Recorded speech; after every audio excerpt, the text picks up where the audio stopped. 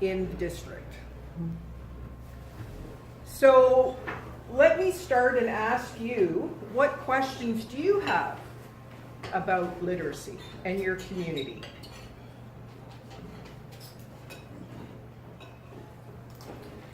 What's the current rate in Canada of literacy amongst adults? That depends on who you ask. So when I did my first literacy presentation, I talked about what brought me to the interest and area of literacy. And then after that presentation, I went home and I got on my computer and I did this. I said, Google, what is the literacy rate in Canada? And any ideas what Google said that day? Go fish. Go fish.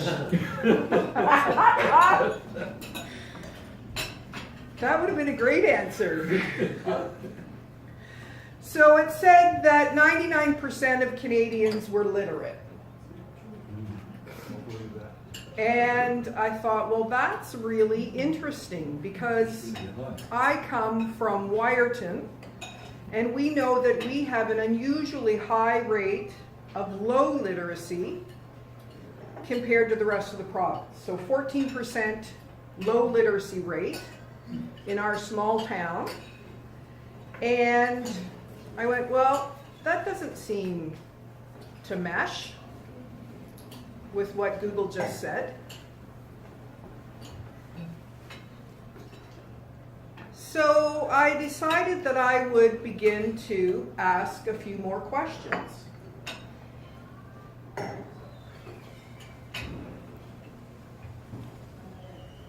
And I decided that I would ask, what does low literacy mean? Oh, that's a good idea. And received lots of definitions and information. So if you go to Google, you'll get ads at the beginning. So you go down below the ads and you start looking at, am I looking at Canada or the United States? What part of Canada am I asking that question about? What part of the US or United States am I asking that question about? And then I went, those are interesting answers. And we would be here until sometime tomorrow if I recalled some of the answers I got from Google, my Google search, both for Canada and the US. So I'll move on since it's a beautiful, bright, sunny day and we all want to get out into the sunshine as quickly as possible. And I started then saying, well, what would low literacy look like for District 6330? And picked a few communities in the United States and asked if there was any information online about their literacy levels or not. And of course looked at other parts of Ontario within our district and said, what would low literacy look like if we were talking about those particular communities? And then I went back to UNESCO's definition of 5 different levels of literacy. Because as Doug said, what does nursing or a degree from the University of Waterloo mean to you, or me specifically, because that was my bio, about literacy and what we need to understand and need to know. So September 8th, in preparation for Literacy Day last year in the fall, Rotary International had delivered for us and prepared for us a short sheet about literacy, which captured some of UNESCO's definition, some of the questions. And so I began to take those pieces apart and say, so what does this mean to us living in this district? Recognizing that we are an international program, as many programs are, or a district rather. So what would that begin to look like? And as I prepared my presentation to give to the District Literacy Committee, I said, well, the audience is going to be composed of people coming from the United States and coming from our district in Ontario. So how can I create a presentation that they might be able to see themselves or begin to understand different people's experiences? And so each time I do a presentation and I listen to questions and your comments, I tweak my presentation a little bit. Is there someone who's timing the presentation, and do you know where we are so far? Probably the phone would tell us. Yeah. It's it's not talking? No, it's recording. It's recording me. It tells me you've only recorded 5 minutes, but Okay, great. Thank you. It's always good to get a little feedback from the phone. Sometimes you get it from the timer, sometimes it rings a bell, sometimes it takes a picture. yes.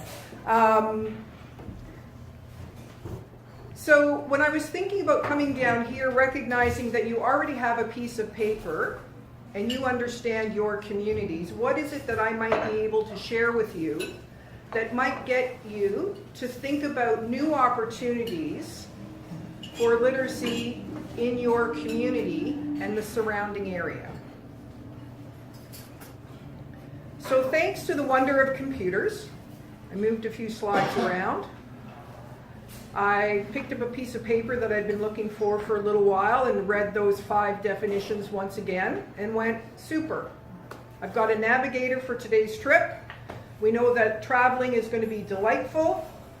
The dog is in the car enjoying the warmth of the sun.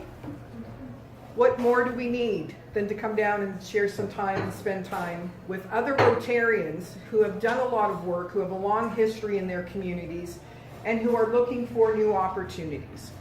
So, as I said, moved a few slides around, probably now at perhaps 6.5, maybe 7 minutes. So, thought about education and literacy in District 6330, and I put together a few slides for you. So, environmental stewardship. And we have a number of young people who are building something, perhaps a boardwalk, perhaps a dock to put a boat into the water so they can go and measure different things in the environment. Somehow these young people are making a contribution towards environmental stewardship. And if my eyes were better than 2020 with these glasses on, I could read the org address for you at the bottom. But instead what I'll do is I'll post it on our district website, and if you're interested in knowing more about those projects, you can just hit that tab and go and see some of the projects that are live online. And that website, by the way, is in construction, so you'll see it evolving over a period of time. And next slide, please. Thanks, Stu. So, of course, the great thing about going on the internet and going to Rotary International websites is you get all kinds of posters and pre-prepared material. So for those of you who are able to read English and have the eyesight to be able to see that slide, your mind is getting lots of information right now. And if you can't see it visually, as I'm speaking, hopefully you understand what it is that I'm saying. And if you don't, you'll probably lean over and say, what was it she just said? Or what did she mean? Because that's the great thing about language. That's the great thing about being in a room like this today. We have lots of opportunity to begin to understand our own meaning. When I say something like systems and students, you might suddenly have an image, a song, a memory pop into your mind. You might look at speaking and you say, well, I think Sue is speaking because I can hear a sound. So those kinds of visuals can be a simple way of promoting literacy in your community. Simply having a sign with images. Oh, that sign just has words. So if I was a student who came from another country and I'd never studied English, I would see colors and I would see writing of some kind which I may or may not recognize. But that would be a great way to start a conversation with someone if you were standing on a boat or a bus and someone said, you know, sort of signaled to you, what is that telling us? Yeah. And you could respond in the best way you could to begin to help that person understand what that sign said. Sir, thank you so much, Stu. So last year, September, anybody know what day International Literacy Day is? Said it already. Was it the 8th? Yeah, we can look it up, so we don't have to worry and be too precise right now. Okay. But I believe it's September the 8th. I could be wrong.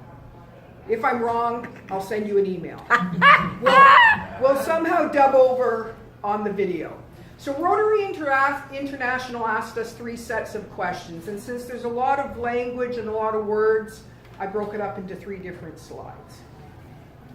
So they're asking us to talk to one another, to share our experiences, to talk about what worked for us, what didn't work for us as clubs.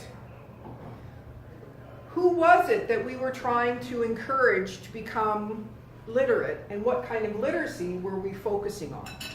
So that's why over the years in District 6330 we've asked you to send in some of the examples. This year, in preparation for the upcoming conference, we'll be asking each club that submits an application if they can send us a high quality resolution picture of their project and some bullet points that we can put on a tent card that we could sit on tables at some point throughout the week, at some point throughout the weekend rather. Here I am golfing and fishing and doing all kinds of things. Anyway,